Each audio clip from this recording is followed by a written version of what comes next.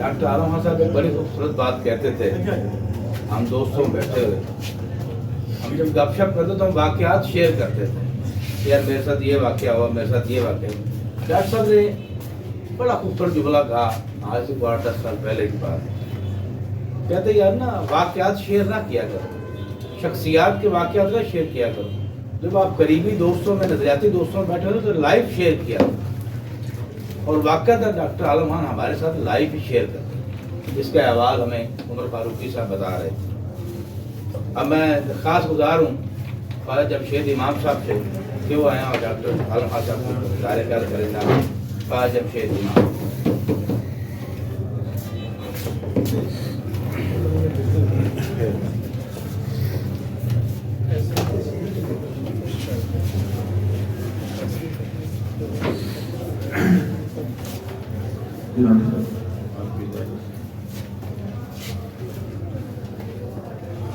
Doctor आलम खान साहब की जो सडन डेथ है, क्योंकि मैंने लास्ट जो तारीखी रेफरेंस यहाँ पे हुआ तो शख्सियात के तारीखी रेफरेंस जो दोनों जिंदगी में बहुत करीब लोग थे,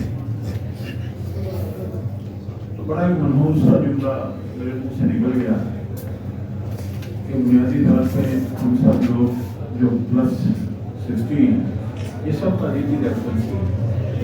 बस उसमें ये है कि डॉक्टर आलम साहब साथ ही बैठे हुए थे और मैं तो ये सोच भी नहीं सकता था कि इतनी जल्दी वो हमसे जुड़ा हो जाएंगे। अजीब बात यह है कि खान साहब से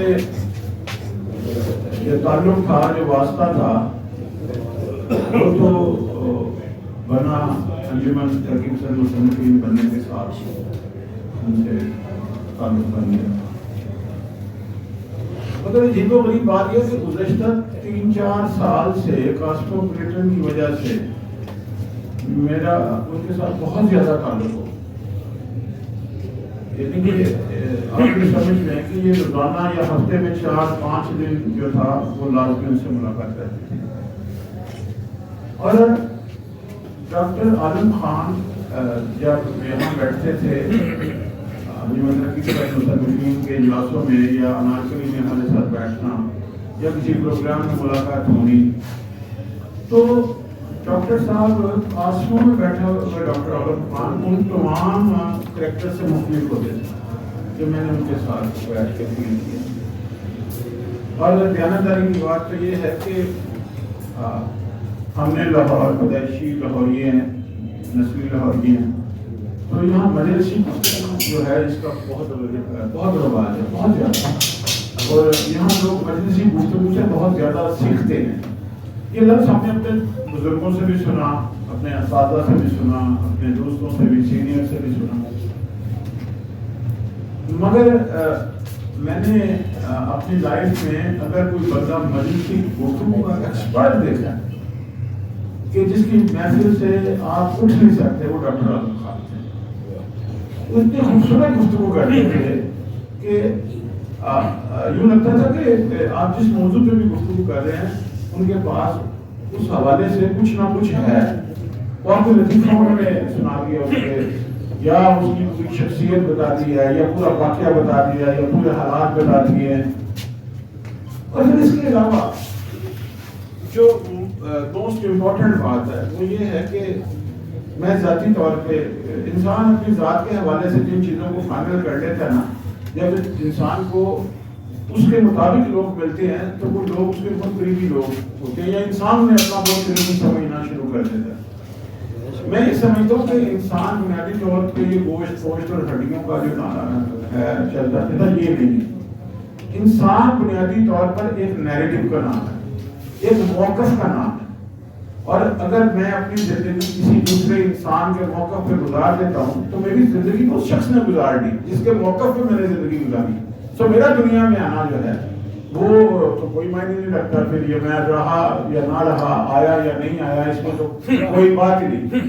तो डॉक्टर आलम खान जो थे वो एक मौक़िफ़ रखते थे ज़िंदगी के बारे में।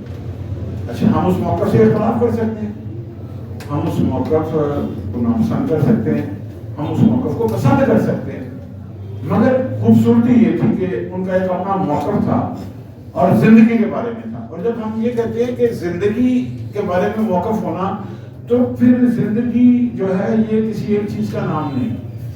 زندگی جزیات میں بٹی ہوئی لاکھوں کروڑوں اشیاء کا نام ہے, واقعات کا نام ہے, اینگلز کا نام ہے, رشتوں کا نام ہے, رشتوں کے بننے کا ٹوٹنے کا نام ہے, تعلیم کا نام ہے, سماج میں اپنے رویے کا نام ہے, ایز اے استاد اپنا کردار. تو یہ مختلف اس کی شخصیت سے نہ پھر وہ نکل گئے, تو وہ زندگی کا ایک نیریٹو بنتا ہے, اور وہ نیریٹو ہر جگہ بولتا ہوا دکھائی دیتا ہے. اور جو ہم یہ کہتے ہیں کہ کولو فیلڈ میں تضاد ہونا, یہ کولو فیلڈ میں تضاد بھی بنیادی طور پہ یہ ہوتا ہے کہ انسان مانتا کسی موقف کو ہے اور کہتا کسی کو, بات کسی اور موقف پہ کرتا ہے, تو وہ لوگ جو ہے پھر وہ بے توقیر ہو جاتے ہیں. تو ڈاکٹر عالم خان جو تھے وہ اس حوالے سے بہت بڑے آدمی تھے اپنی. اچھا ایک بات جو مجھے سمجھ نہیں آئی ان کے ساتھ رہ کے, اور آج بھی مجھے وہ بات نہیں سمجھ آئی. بنیادی طور پہ ڈاکٹر عالم خان ایک تنہائی پسند انسان تھے, اور جیسا کہ ہم ان کی زندگی میں دیکھتے ہیں, مگر جب وہ محفل میں آ کے بیٹھ جاتے تھے تو پھر یا شاید ان کی تنہائی کی وجہ کم محفلیں تھی, وہ ہر وقت بولنا چاہتے تھے, ہر وقت بات کرنا چاہتے تھے, ہر وقت محفل میں رہنا چاہتے تھے. اور اتنی محفلیں تو دنیا میں کسی کو بھی میسر نہیں ہوتی کہ انسان 24 گھنٹے محفلوں میں ہی رہے. تو وہ بنیادی طور پہ ایک تنہائی پسند انسان تھے. ادروائز ہم میں سے کوئی شخص بھی اکیلا رہنے کا تصور بھی نہیں کر سکتا. باقی انہوں نے جو فیصلے کیے اپنی لائف میں, اپنی ان کی زندگی کے بارے میں, وہ اچھے تھے یا برے تھے, اس کا ہمارے پاس اختیار نہیں ہے کہ ہم انہیں ڈیسائیڈ کریں.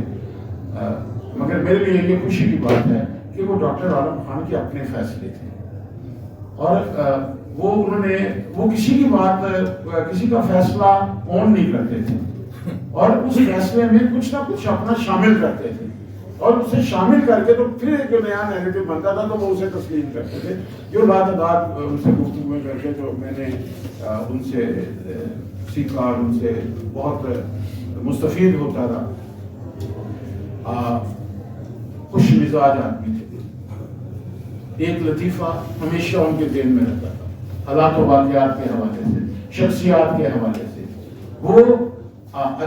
وہ لوگوں کا پنجابی میں ہم لاہوریہ کہتے ہیں کہ مزہ لیتے تھے, وہ دوستوں کا مزہ لیتے تھے, اور وہ مزہ یعنی کس لیول کا تھا کہ جس میں کسی کا تمسکر نہیں اٹھتا تھا, اور سننے والا بھی انجوائے کرتا تھا. اور اس سے بھی بڑی بات یہ ہے کہ جب آپ عالم خان صاحب سے کوئی بات کہہ دیتے تھے, کوئی جگت کر دیتے تھے یا کوئی جملہ کہہ دیتے تھے, تو وہ اس کا بھی مزہ لیتے تھے.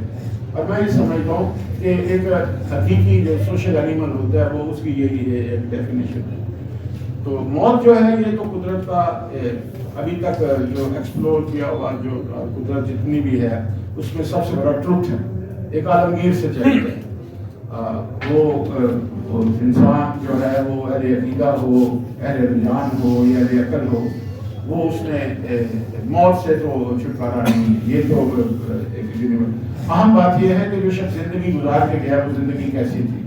تو عالم خان کی 78 سالہ زندگی جو ہمارے سامنے ہے یا جتنی ہمارے سامنے ہے وہ ایک بہترین استاد کی زندگی ہے, وہ ایک بہترین دانشور کی زندگی ہے, وہ ایک بہترین مشورہ دینے والے کی زندگی ہے, اور وہ ایک بہت زیادہ یار باش آدمی کی زندگی ہے. ایک ایسا آدمی کہ جس کا احترام کیا اس کا برا احترام کیا, اور جس کا احترام نہیں کیا اس نے اس کے منہ پہ کہا کہ میں آپ کا احترام نہیں کرتا یا آپ کا احترام نہیں. اور یہ مجھے ایسے لوگ اچھے لگتے ہیں. تو بہرحال ان کی موت کا جو دکھ ہے, جو صدمہ ہے, وہ اپنی جگہ پہ. ہم ایک ایسے دوست سے محروم ہوئے ہیں کہ جس سے ہم جیسے لوگ مستفید ہوتے تھے, ہم جیسے لوگ انہیں سنتے تھے, ہم نے ان کی تحریریں پڑھی ہیں. وہ نثر ان کی بہت خوبصورت تھی, ان کی ترکیب بہت خوبصورت تھی, اور پھر سب سے بڑی بات ان کی گفتگو. اگر 50 بندے بھی گفتگو کر گئے ہیں تو اس کے بعد سب سے آخر میں عالم خان صاحب نے گفتگو کی ہے تو وہ گفتگو سب سے الگ ہوتی تھی.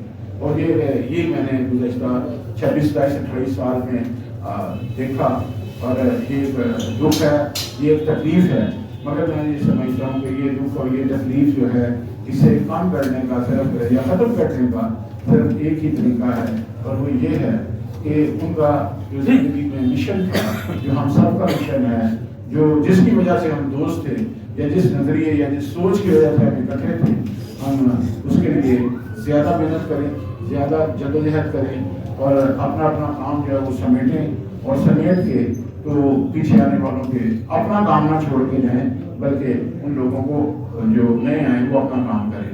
یہی میرا خیال ہے آج کا سب سے بہترین بات۔ تو بہت شکریہ،